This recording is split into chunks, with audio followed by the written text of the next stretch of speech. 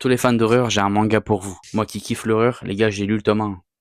J'avais des frissons de partout. Ce que tu dis, ça peut arriver à n'importe qui. Genre, tu lis, tu dis, ça peut t'arriver. Du coup, un soir comme les autres, donc dans un métro ramenant une foule d'individus qui est crevé, parce qu'ils rentrent du boulot, personne parle, ils sont tous KO.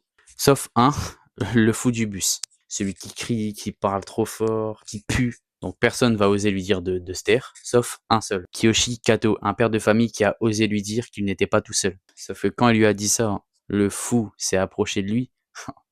Théma le sourire de fou. Ça m'a angoissé de fou. Mais bon, à part ça, tranquille, Kiyoshi Kato rentre chez lui. Par contre, petit conseil, n'interpellez jamais un fou. Laissez-le tranquille.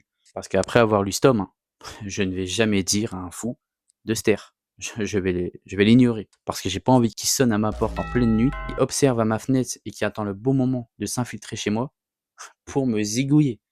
Ah, parce que oui, c'est clairement ça l'histoire du manga. Bref, je vous en dis pas plus, foncez lire, c'est chez Akata, c'est incroyable. Si vous kiffez l'horreur et surtout les slashers, c'est vraiment fait pour vous. Par contre, j'ai hâte de voir le tome 2 parce que là, c'est le tome 1, alors que ça aurait pu se finir en one shot. Du coup, j'ai hâte de voir la suite, voir si ça va être une nouvelle histoire ou alors une suite. Bref, bon courage.